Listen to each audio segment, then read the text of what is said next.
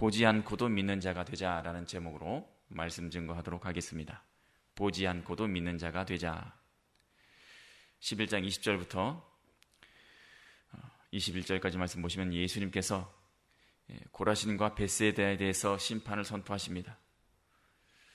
고라신과 벳세다는 예수님께서 가버나움에 주로 전도 활동을 많이 하셨기 때문에 가버나움과 가까웠던 고라신과 벳세다에서는 예수님께서 많은 이적을 행하시면서 회개를 선포하시면서 복음을 전파하셨습니다. 그런데 이 고라신과 벳세다가 회개하지 않았습니다. 그래서 예수님께서 참으로 심판을 선포하시는 내용인데 20절부터 21절까지 말씀 중심으로 해서 첫 번째 주제는 마음의 완악함을 버리자라는 것입니다. 마음의 완악함을 버리자. 완악함이라는 것은 이 완고한 악을 말하는 것입니다. 다른 말로 화인 맞은 양심이라고도 하는데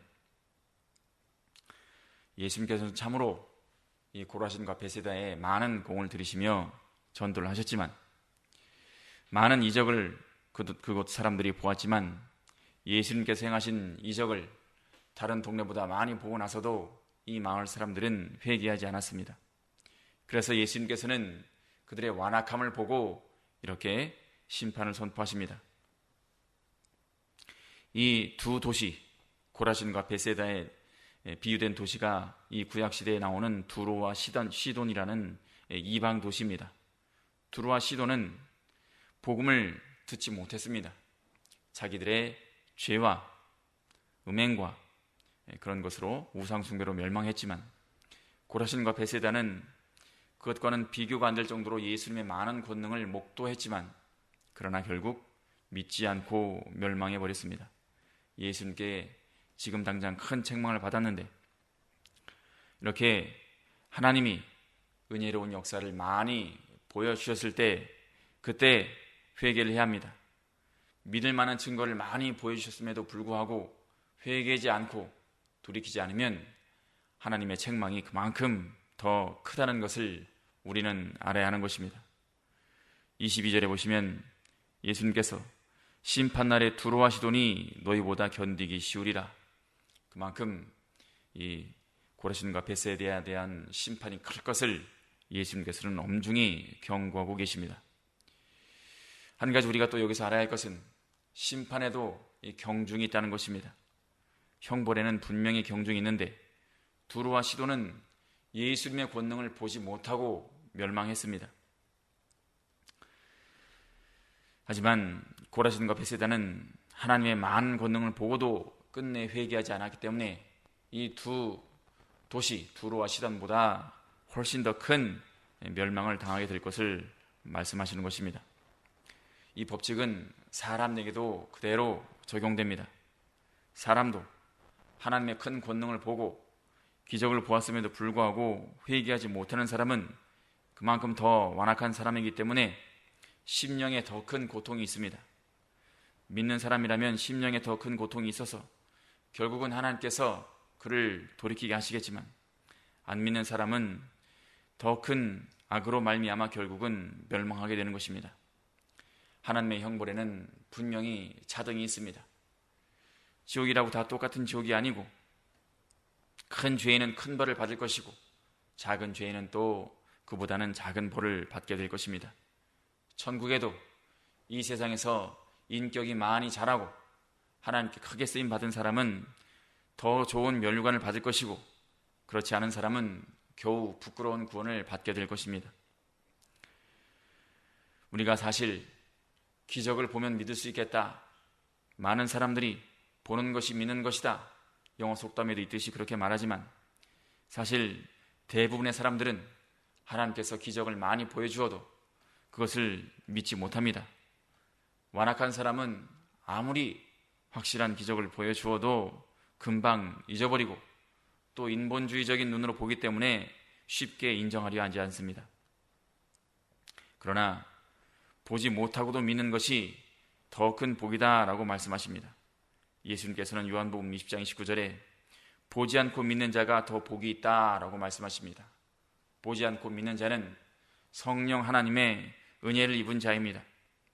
보지 않고 믿는 자들은 성령 하나님의 은혜로 말씀을 깨달을 수 있는 자이고 또 그 말씀으로 인해서 바른 인격과 삶을 얻을 수 있는 자들입니다.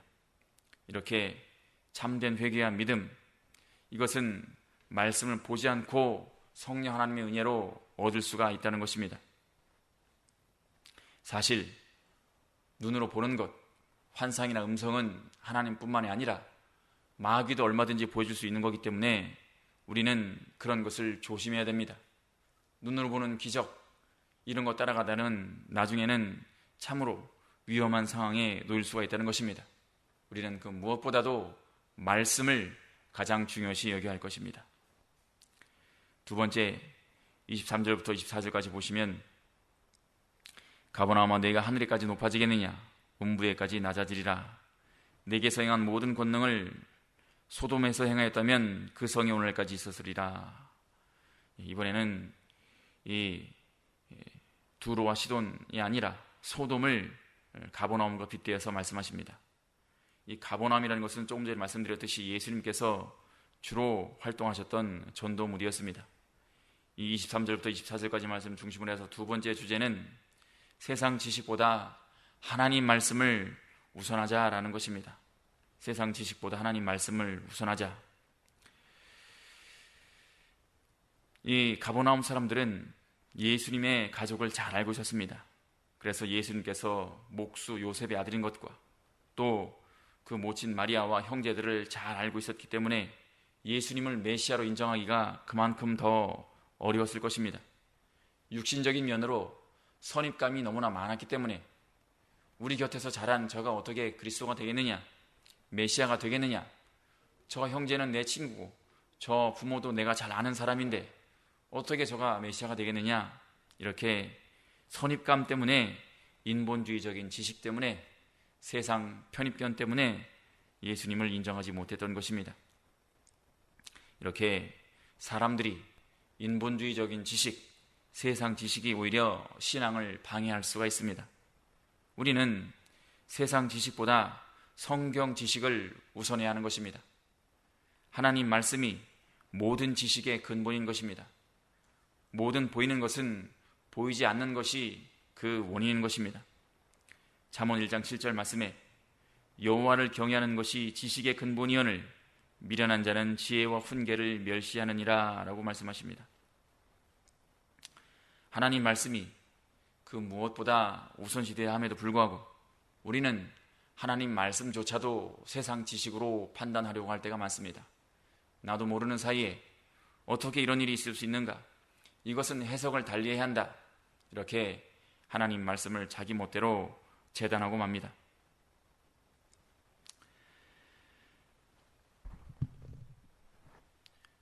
우리의 마지막 날에는 분명히 심판이 있을 것입니다.